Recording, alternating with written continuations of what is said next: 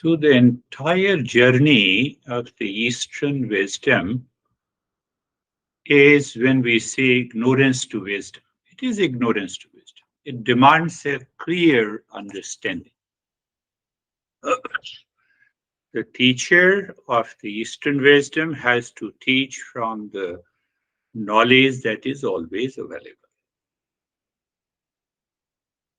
Well, here they have to structure, organize the lessons, look at the entire group and the individual, what they are seeking, how they are seeking. So our job is to present that knowledge.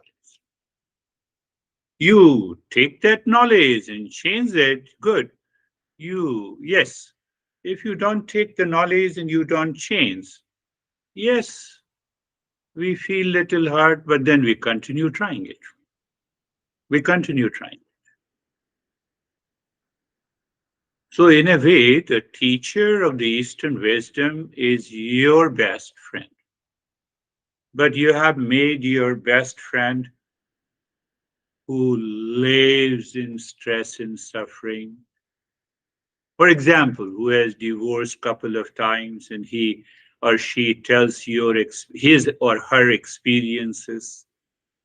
So, and you are guided by them. Teacher guides you with the knowledge.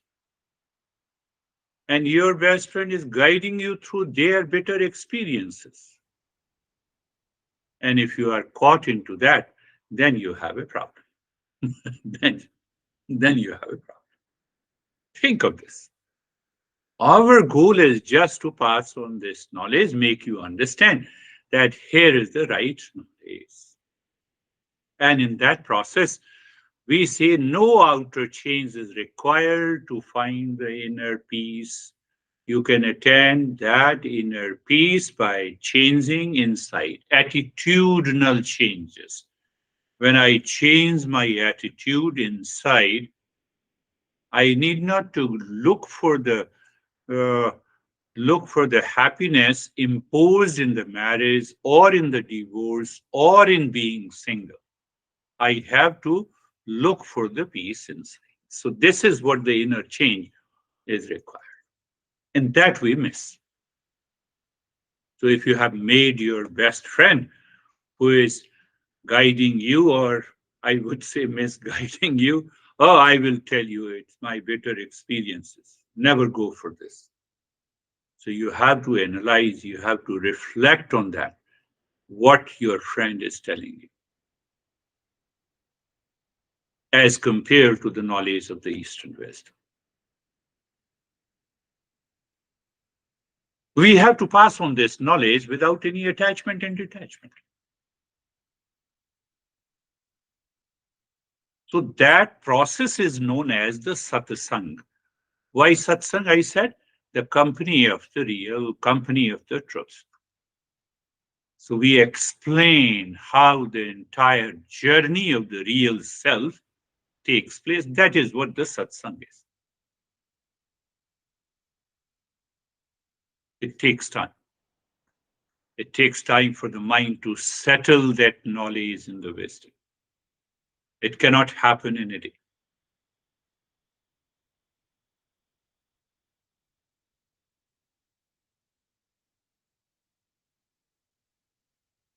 So we need to contemplate and reflect on this Eastern wisdom. The knowledge of the Eastern wisdom is the same everywhere.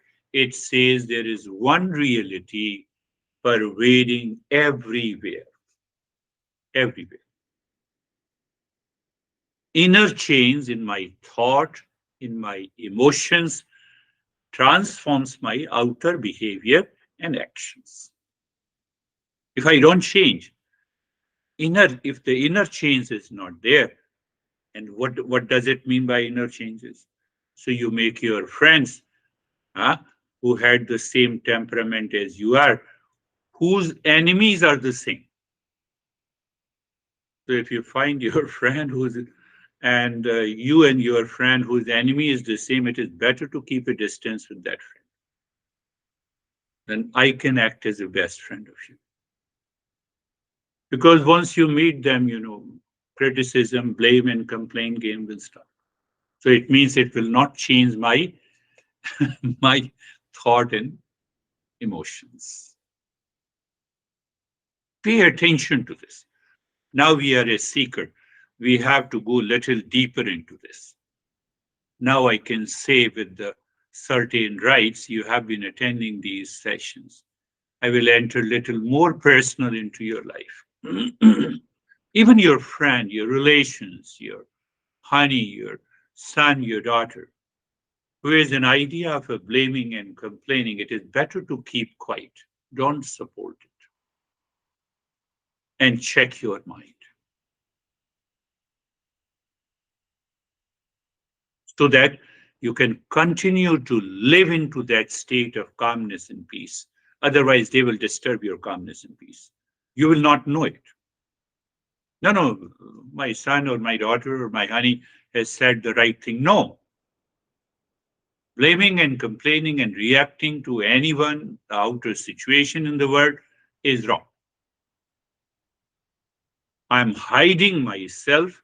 I'm not able to endure I'm not able to endure that situation. I'm hiding something in myself. So by satsang, we reveal those things in your life.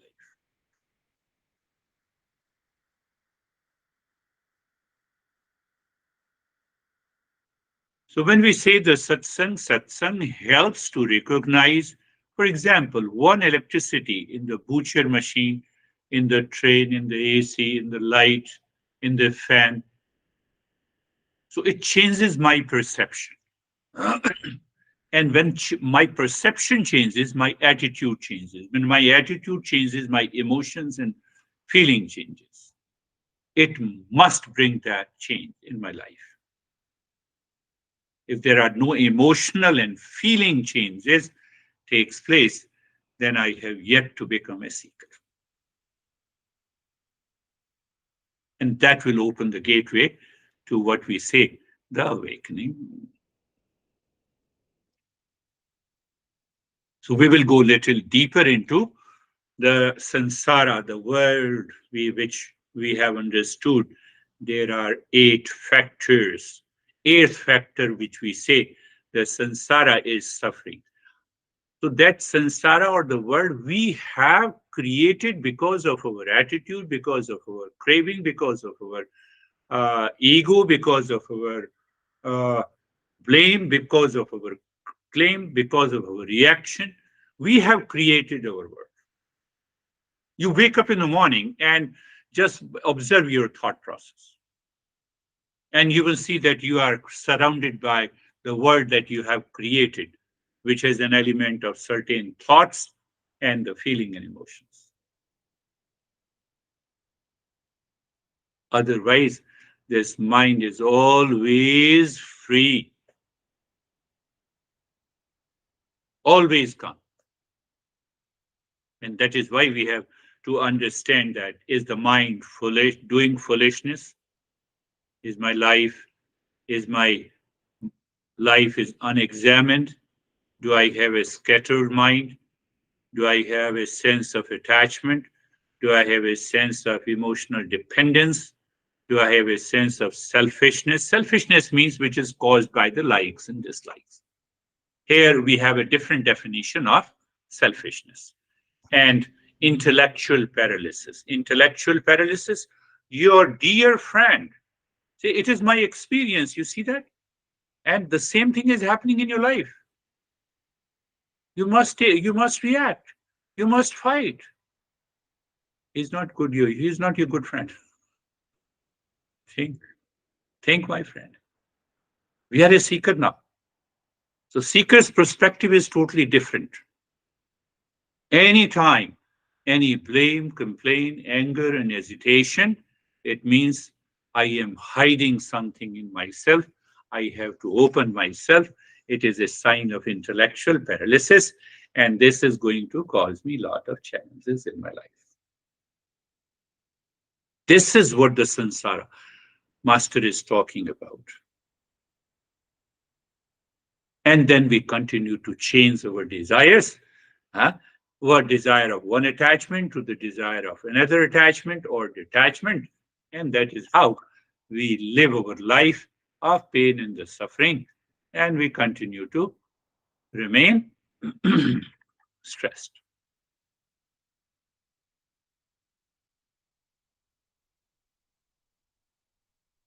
So, when you are examining these seven factors, that is what the self inquiry is. And that is where the satsang comes.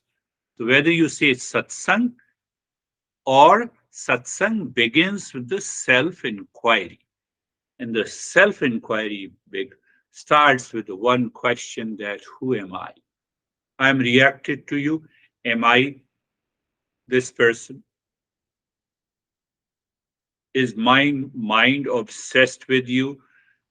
Is this obsessed I is me? I have to look into this. Without satsang, it will not happen. You simply listen to it one time. No, consistent listening is required. So when you are listening and understanding, the time comes, the attachment dissolves from your mind. The intellectual paralysis leaves you.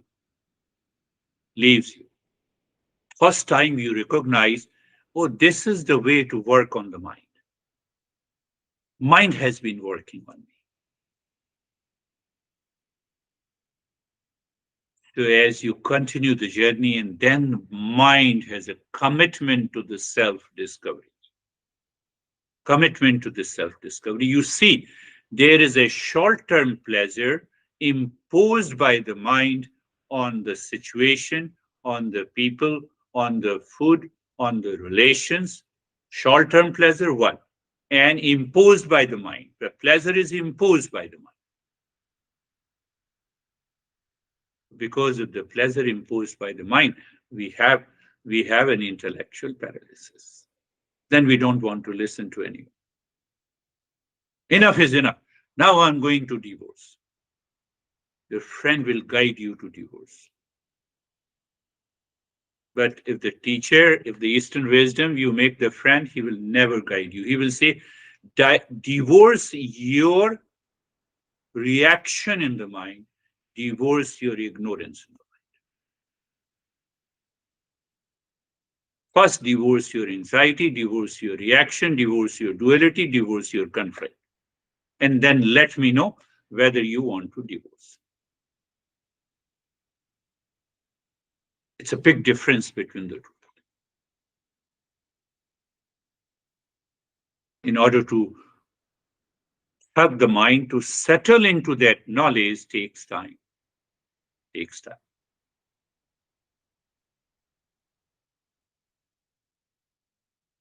That is what the satsang is.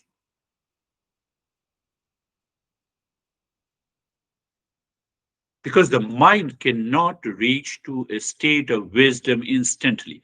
Intellectually, it can reach. Intellectually, it can understand. But my behavior, my attitude, my past impressions push me again and again. So the result of the satsang is that now I could realize a sense of the freedom. The mind starts living in wisdom. Emotional freedom, a sense of emotional freedom is there. In the same situation, in the same relationship, I was totally obsessed. I was craving. I was reacting. I was into anxiety. I had a sleepless nights. Now I'm able to sleep. Outer situation is the same. My internal state of the mind has changed. Pay attention to this. This is the result of satsang. If that had changed, you are on the right track. I'm reminding you again, the seven factors of the body makes us crazy. Go back and remember the seven factors. I identify myself with the body. That is one of the major causes of problems in relationship, reactions in relationship. I don't see.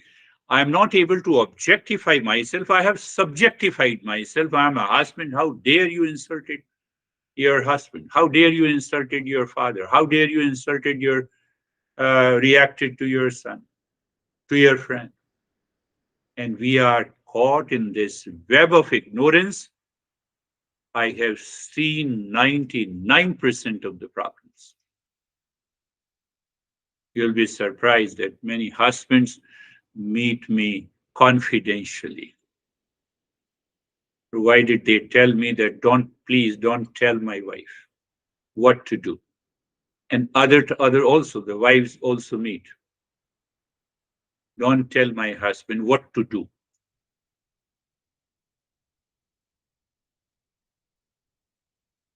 Our goal is to pass on that knowledge. So there has to be a stress in our mind that the outer change is not required. Let the change come from within. I have to recognize my hypocrisy and let it die here and now. Then you become totally confident. In that state of confidence, that knowledge settles and you are living into the state of the calmness. And the fourth group, we said 4R: remind, recognize, revise, repeat. How long I have to revise and repeat? Until you find there is a permanent change has come into your mind. Now you can recall, though you can invite your best friends who are very, who are always in the in the habit of blaming and complaining, because now your mind will not be impacted by them. But in the beginning, you have to be very careful.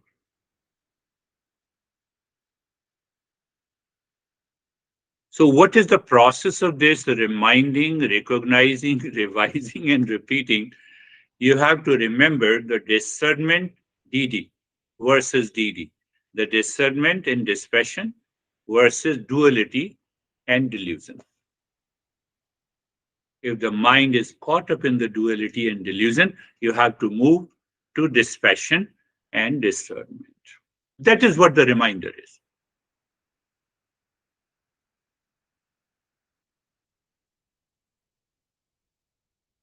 And once you start moving from the duality and division to discernment and dispassion, you can instantly recognize and experience that, oh, here is the real self, and here is the false self.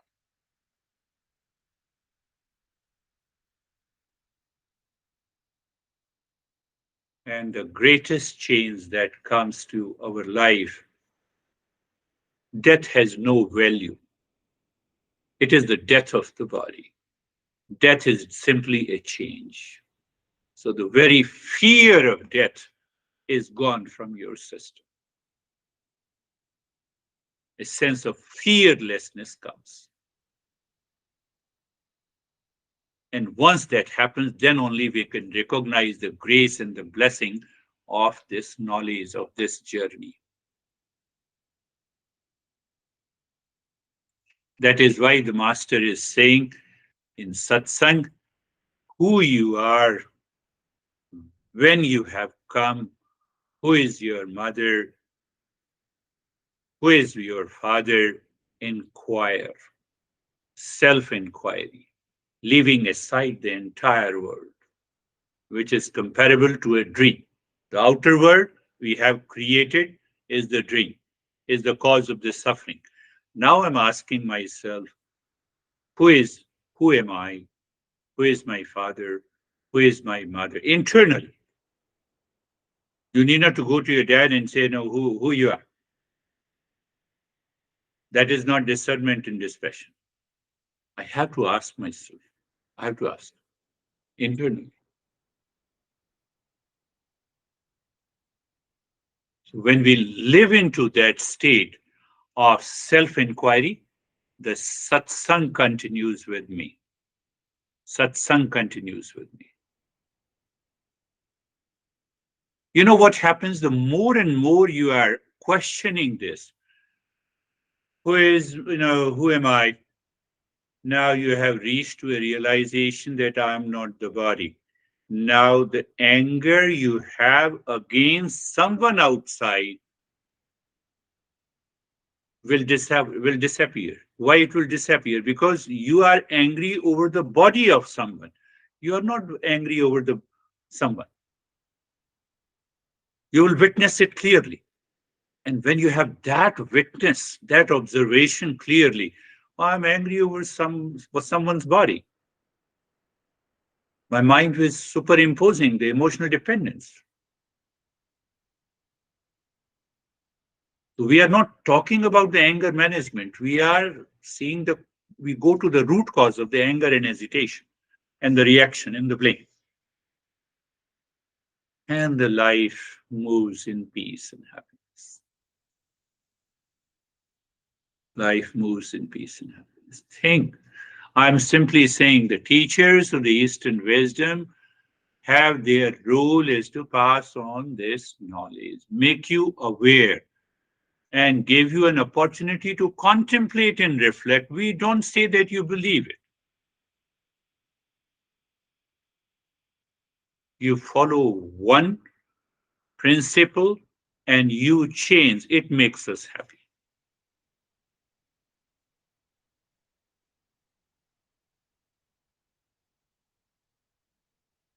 Gradually, what happens, we awaken to a higher level of awareness and we realize getting agitated with others is fruitless. We don't preach, we don't give you the moral and ethical guidelines. We help you to recognize getting agitated with others is fruitless. Why? We all are the same. Think. Once we have that level of realization, now I'm smarter than you, that idea goes away. That idea melts away. I'm smarter than you. In what case? In one area, but I may not be smarter in other areas. So if I continue to feel that I'm smarter than you, I'll be defeated in other areas. So I'll feel insulted. You don't feel like that. And that is what the sense of equanimity in the mind takes over. Is equanimity in the mind.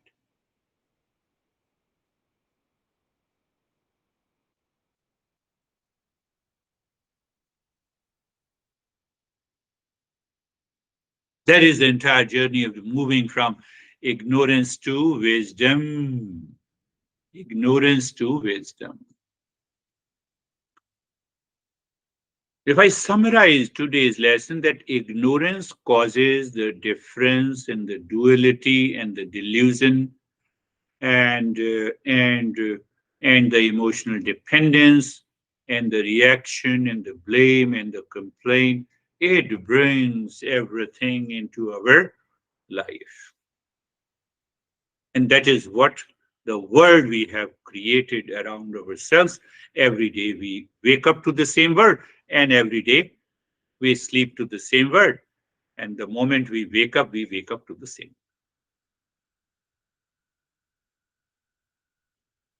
I don't even think that now I won't allow my mind to enter into that area. What the way I have lived yesterday, I'm not going to live today. That is the meaning of living in awareness.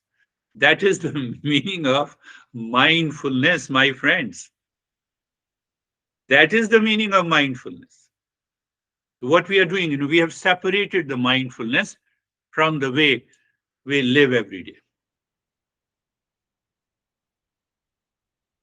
No, difference is outside. But what is difference is outside is living in my mind.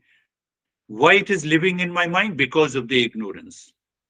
What the ignorance is doing, the ignorance is causing this suffering. So I have to change inside.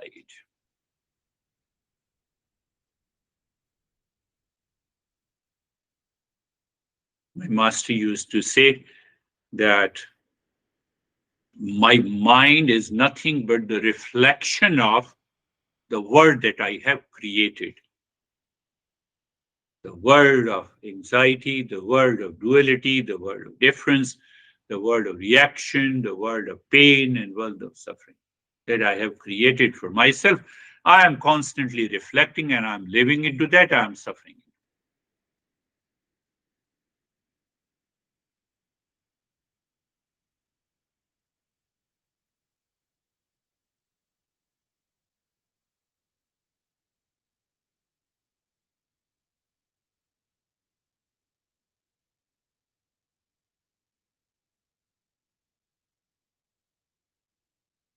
Most important, entire journey of the Eastern wisdom, the master in the text, in the teachings, is based on the knowledge. Knowledge of what? The knowledge of the real self. But we have to talk about what is false self. If I do not talk about the false self, how can you recognize it?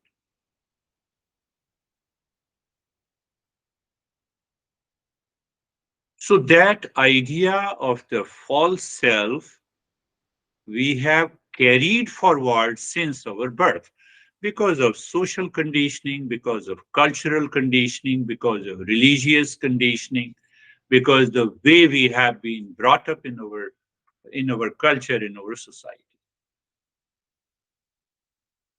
So until you listen to it, you understand it, you become a seeker, you cannot get out of it.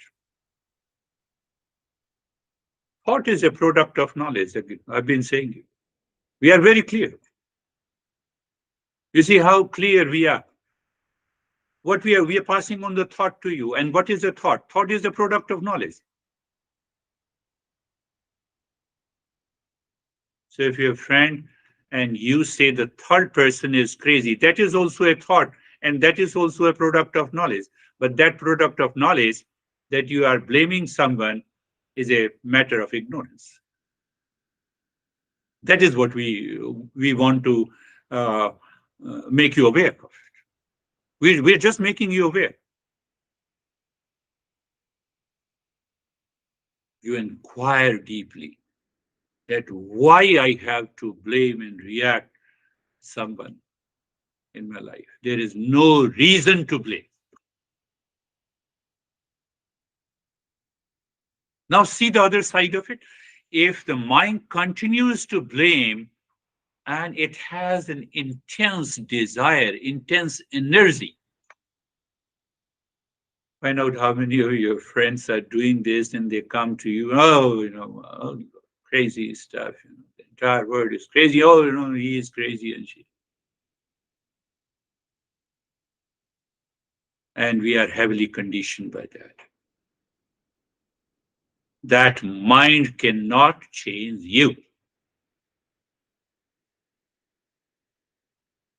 I was talking in one session that I was asking the question, last point that I'm making, that we have a beautiful experiences in meditation. You all have started sharing it. Why the meditative state does not continue forever? The ignorance takes over. The duality takes over. It is already present inside. It has nothing to do with the world outside. We need a constant purity. And one way of purity is satsang.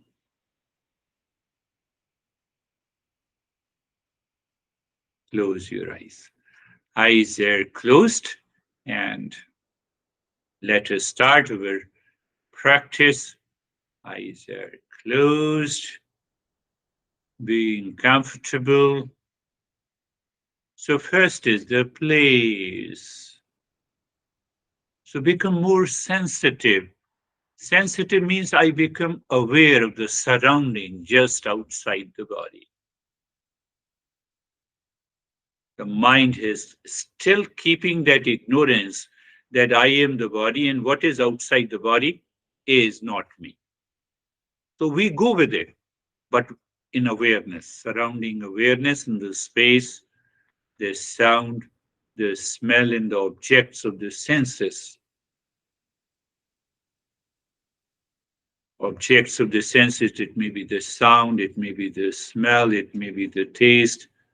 You know, those incense sticks are burned during the meditation session because I have to become sensitive. And I can become sensitive, I can sensitize my mind without the incense sticks.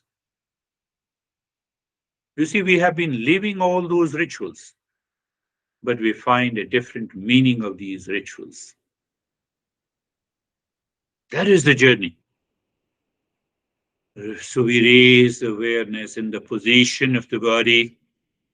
Eyes are closed in position of the body. How fast we are settled indicates we are a seeker of the higher order. We are just settled. Now the mind has pinpointed naturally. It is not struggling with the body, breath, mind, and the position. Struggle means we are not settled in the knowledge. How simple it is. And then the posture. I have never advocated one posture. One posture is not possible for everyone, depending on the position, structure, age, flexibility of the body, and being comfortable. So when you sensitize your mind to the environment, to the place, position, and the posture, you naturally become comfortable. Try this out.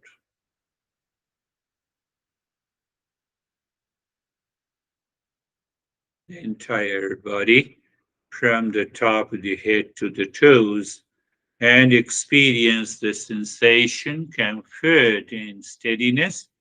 And now, because I could see the stillness in the body, even with endurance,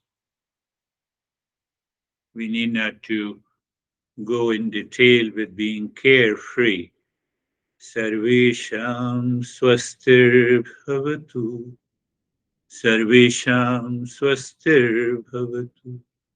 Sarvesham swastir bhavatu. I believe one day these 4 lines of the mantra should become your own. Let there be happiness for all. Do you see thought, mantra, thought, product of knowledge? And this knowledge helps my mind to uproot those ideas of reaction to the world that I have created over years. Sarvesham Shantir Bhavatu. Sarvesham Shantir Bhavatu. Sarvesham Shantir Bhavatu. Sarvesham Shantir Bhavatu.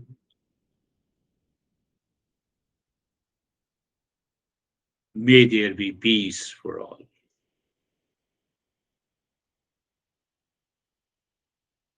So it's not theoretical or it's not philosophical. You experience that. You perceive that. May there be peace for all. How do you perceive that? Oh, the way you perceive the electricity in different gadgets. You are not mesmerized by the smartphone or the AC or the train or the different gadgets using the electricity. You perceive one common electricity is there. Same way. One peace is pervaded everywhere. So that perception has to do with the third eye. And that is why a lot of people talk about, a lot of masters says that, oh, this spirituality is a mystical journey. Mystical journey means that you have developed an eye which goes beyond the physical eyes.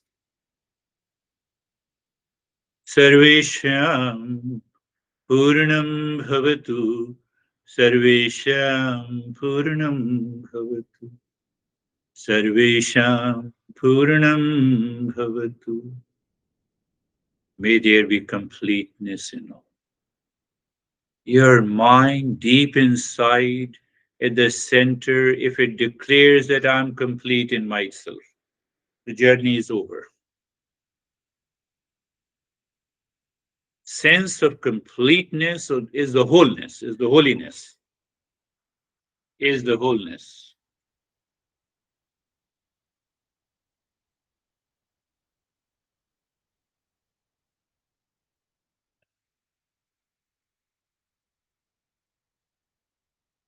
Sarvesham Mangalam Bhavatu, Sarvesham Mangalam Bhavatu, Sarvesham Mangalam Bhavatu.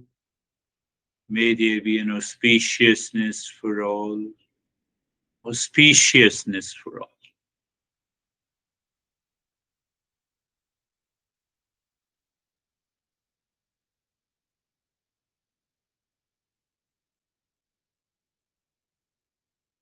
Why we are repeating this again and again? One day your mind will develop a perception with a discerning intellect, and it can see and feel, or it might be feeling.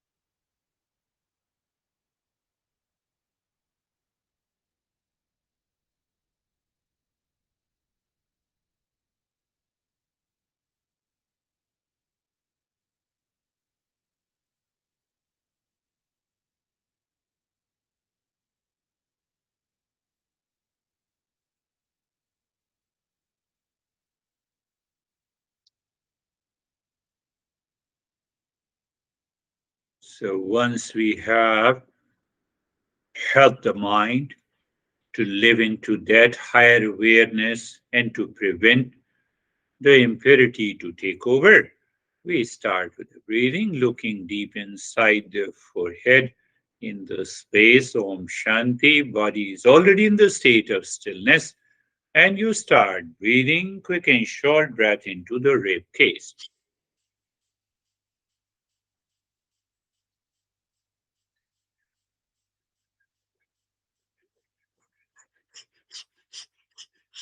Endure, we discussed about it, and you all are very clear.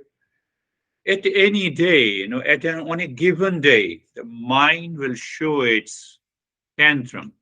What you do, if it shows its tantrum, resistance, you endure it, enjoy the new changes, new experiences,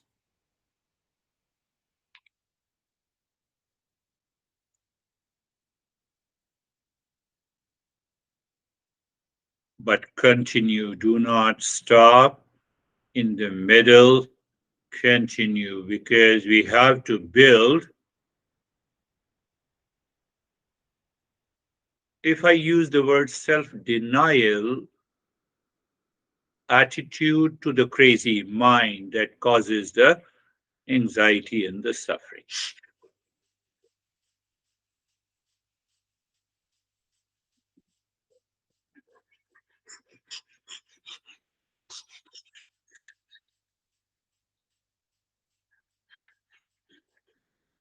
Continue with quick and short breath into the rib cage.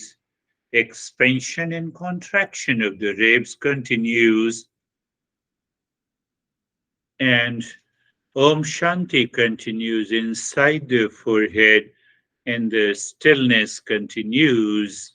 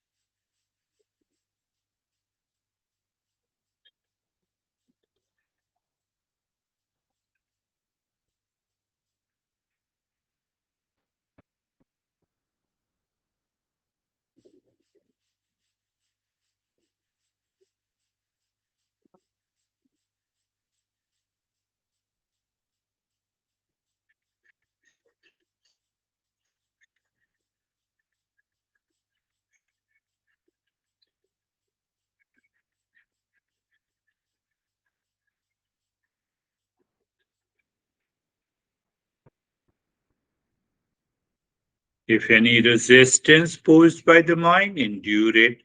You have a new experiences in the body, accept and acknowledge it. And that is how the journey continues smoothly.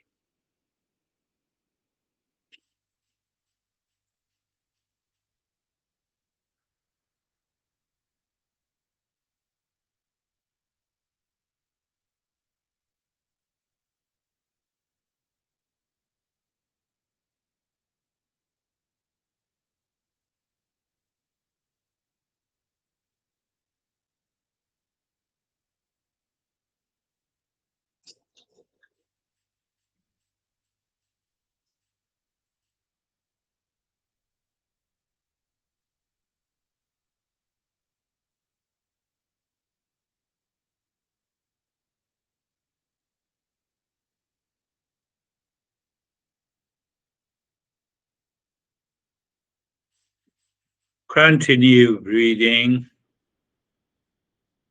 Do not stop in the middle.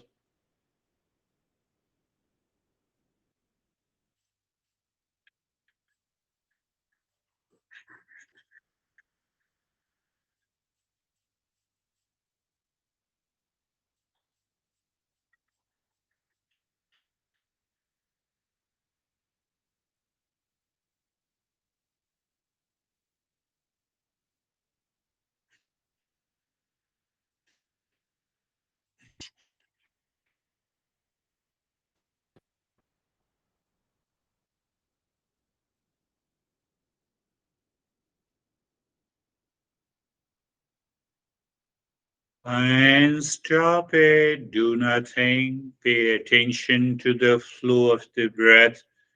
If the flow of the breath from one nostril is less than the other, pay attention to the less flow.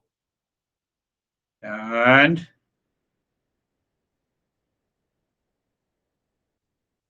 you will find out the flow of the breath will become equal to both the nostrils.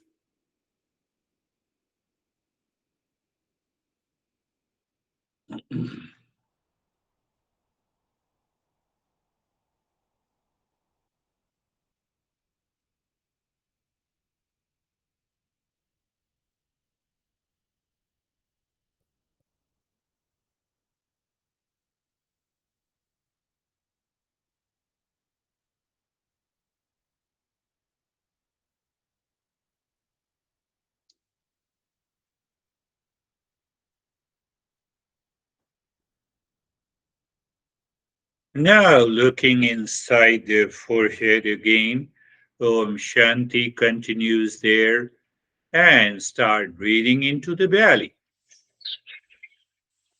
Differentiate. It's a belly breathing, it's a longer one, goes into the lower lobes of the lungs. But according to Eastern wisdom, it has more to do with the flow of the prana.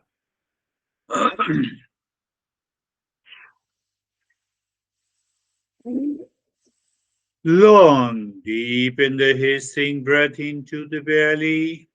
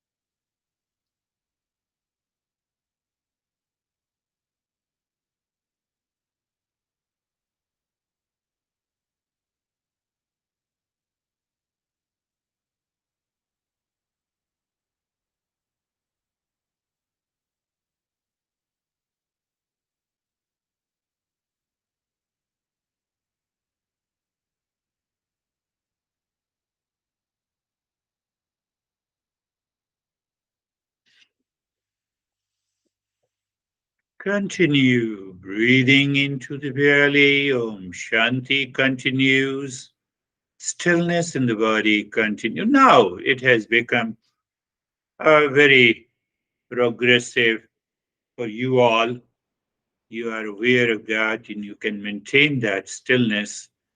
You can continue with the Om Shanti in the deep inside.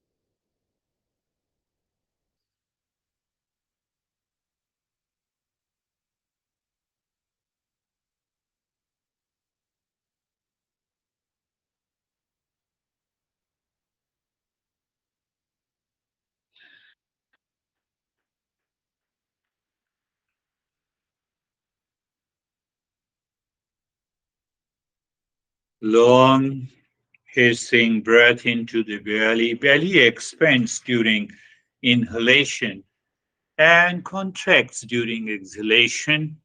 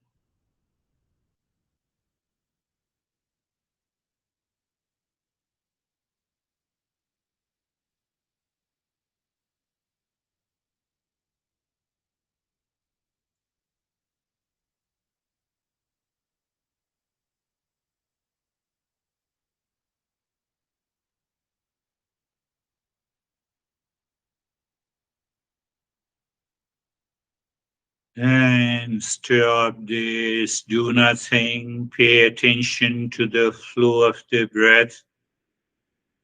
Just keep your awareness on the flow of the breath.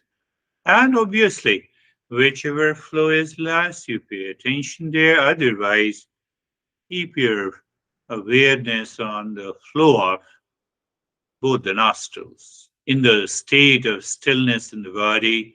And now we are also not doing the mantra. So obviously, mind is empty within.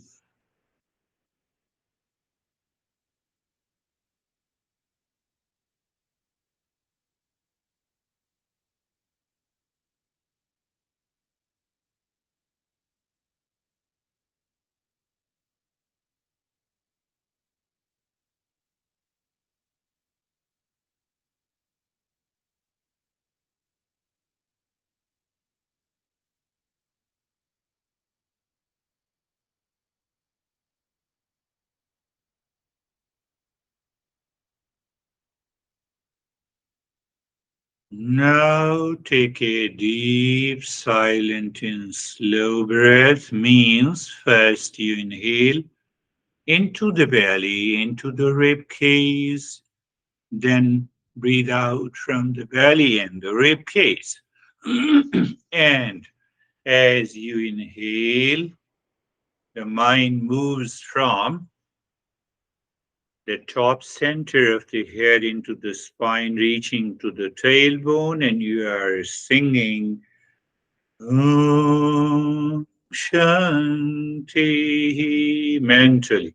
Shanti reaches to the tailbone. As you exhale, Om, mind rises into the spine, reaches to the top of the head.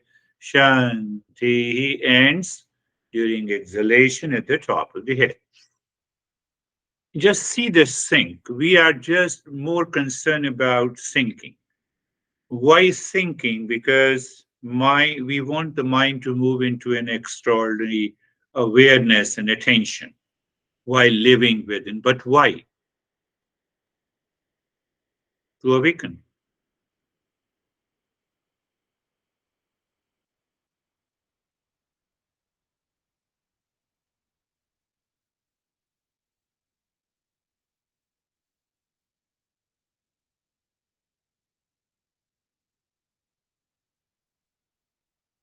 It is deep, silent, slow. Mind is singing and moving in the spine from the top of the head, center of the head, to the tailbone during inhalation,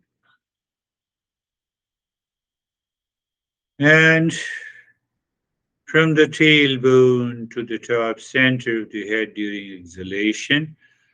Om Shanti. And you see a smooth transition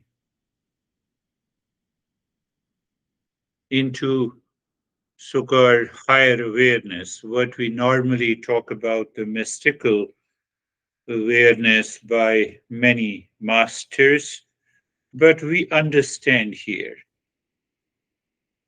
So that mystical awareness is expanded form of awareness which redefines our perception.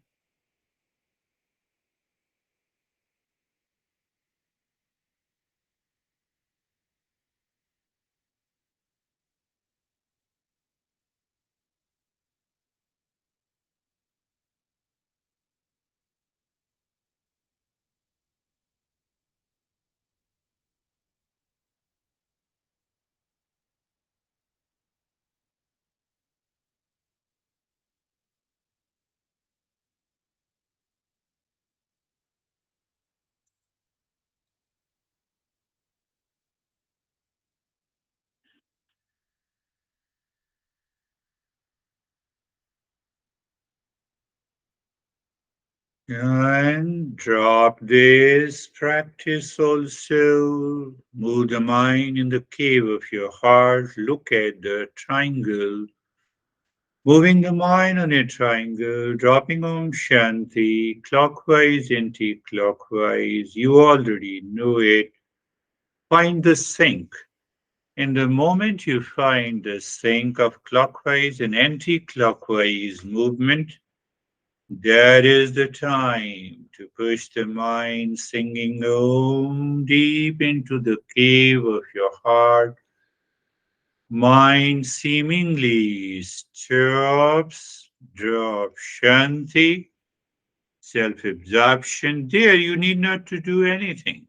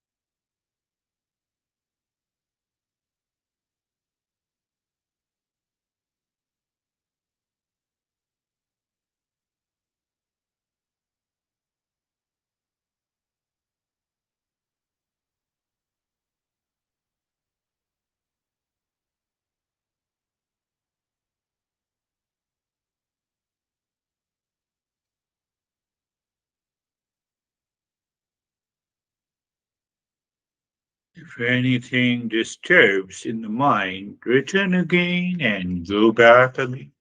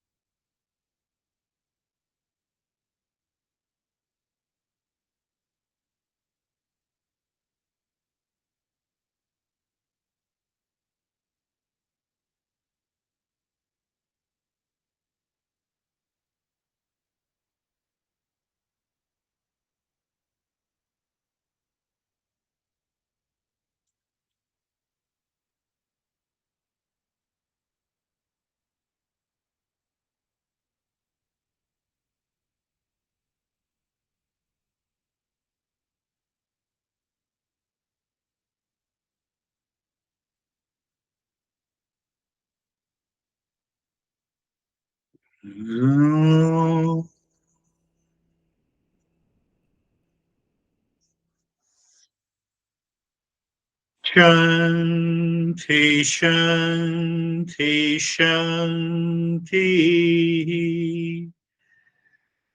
Om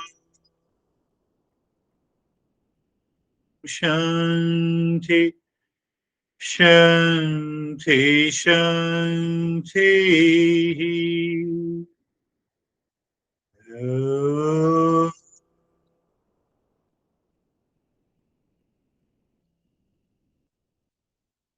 Shanti, Shanti, Shanti. Bring your awareness on the right hand, your awareness on the left hand. Lift your both the palms, place it on your eyes. Open the eyes inside the palms, know your experiences. Bring the hands down, we'll share our experiences. How are you, Stephen? They have to leave earlier. Good, sir. Thank you very much. I want to, based on the topic of today's lesson, I just want to say thank you for sharing with us the Eastern wisdom and being our teacher. Um, it's there's a thing that took place last week that you used the term, or you told us that we are a seeker, and since then I've set that as my tone for how I start every single day. And first thing I say to myself when I get out of bed is that I'm a seeker. And for whatever profound situation it's been, it has made me very aware of other people and their perceptions and the way that they look at things. And it's made it very easy for that not to affect me. And then create this self-reflection and immediately trigger the principles of the Eastern wisdom to look at things. And it's put me in a place to where it I would say I'm living within my essential nature. And that today's meditation was truly indicative of that, because from the moment I closed my eyes, I was with you, but I was so settled that at a point I actually asked myself, am I sleeping? And I wasn't, but that's how calm and settled I was during today's meditation. So thank you. Beautiful. Beautiful, Stephen, sharing this. One of the most important things you shared, I wanted to discuss about it. Every day you wake up in the morning, so instead of saying, I'm a Stephen, I'm a businessman, or I'm a husband, can I say that I am a seeker? So the way I recognize I'm a father, so I'm related to someone, I'm honey, I'm related to someone in the world, but I'm a seeker, I'm related to myself. I never see this understanding. I never see. And when I don't see that I am a seeker, then I become someone, and that is what the seven factors takes over me. Think. You rightly thought. You gave the words to my mouth to talk about it. Yes, in the early, every day in the morning, I have to become a seeker. Then what seeker has to do, what seeker not has to do. I'm like throughout the day, I become aware. I have not to do this. What I have not to do this. Seven factors. And that changes the whole perspective of life. How are you, Dennis? Thank you. Very, very deep meditation. Breathing was equal and seamless. At the end, dark space and full absorption. Beautiful. Breathing was, seamless and equal, and self-absorption. It helps you. Sometimes you don't want to say anything because you're totally absorbed inside into that extraordinary awareness. So it is also okay. How are you, Brandy? Morning, thank you. I liked in the lesson when you said that if your friend asks you if they should get divorced, you tell them divorce your stuff yourself, right? You divorce your own stuff, not another Yes. person. And so I noticed that when my meditation was pretty deep, but when things came up, I was like, no, I'm divorcing that. I'm not staying attached to that or Yes. getting involved with that. Getting involved. No, otherwise, we are just in the journey of divorce, single, married, fighting. But don't you only divorce in many sense, in different sense. We have to be very clear in our head. And that is what the wisdom is. Beautiful, beautiful. How are you, Christina? Thank you. I have some background noise. I hope you can hear me.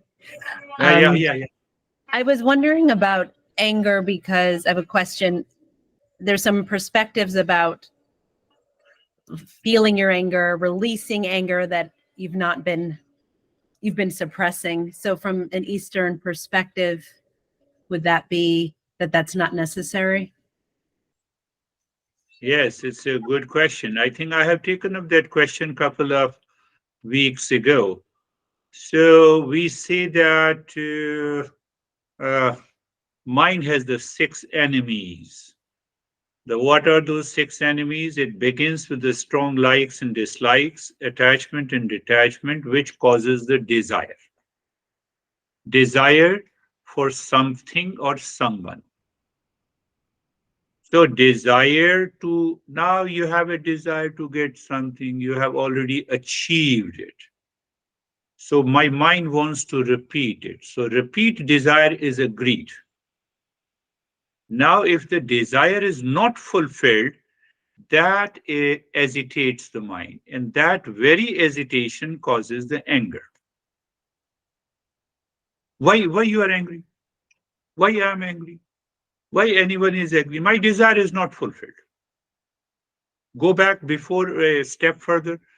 My strong attachment to an object or a person that I did not achieve. But why I did not achieve? Because I superimposed the pleasure and happiness on that object, which I want to achieve, which I want to grab.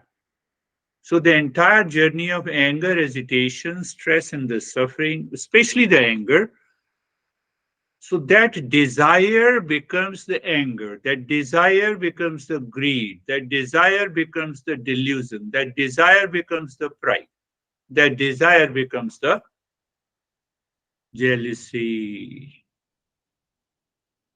Eastern psychology is still trying to find out what to do, release it. You have released your anger, but you have not released the cause of your anger.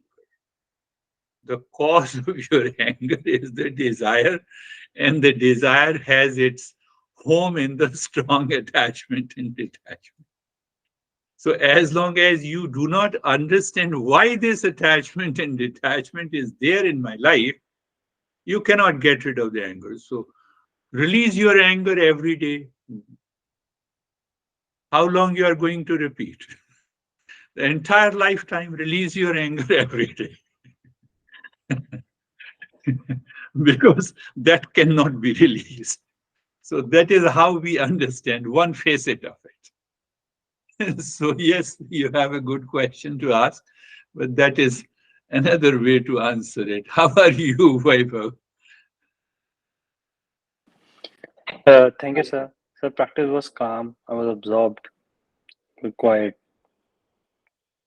Good, quite good, very good. You see, you have to go. Yes, I have to talk. Terry, you want to say anything or you are quiet?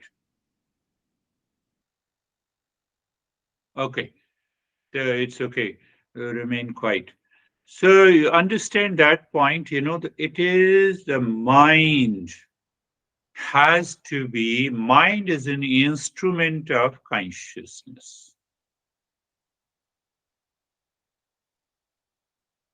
But if the mind is the master, you have these 6 enemies: strong likes and dislikes, attachment and detachment. It causes the desire, binding desire. Binding desire means I have imposed a happiness on you. And if you cannot become my soulmate, I will be agitated. By the way, you all are my soulmate. So, so, so now that idea that you cannot, why don't you love me? Because I love you so intense. But is that really love? It is an attachment. That is what we say, one-sided love. So whether it has an attachment with an object or a person or a thing or a relationship, so that desire now working in my mind, which is going to cause either anger or hesitation because the desire is not fulfilled. And I come to you and I say, you are my soulmate and I love you. And you say, I hate you. My anger erupts.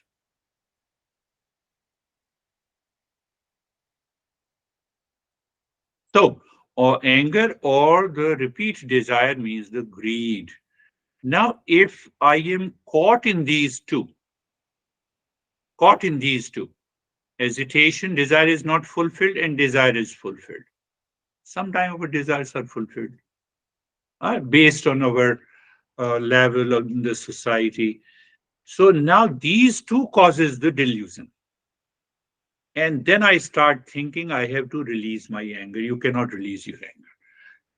You have to get rid of the cause of very anger and the hesitation, which is the beginning. So that is all for today. We will meet again. Thank you. Thank you. Thank you, sir. Thank you.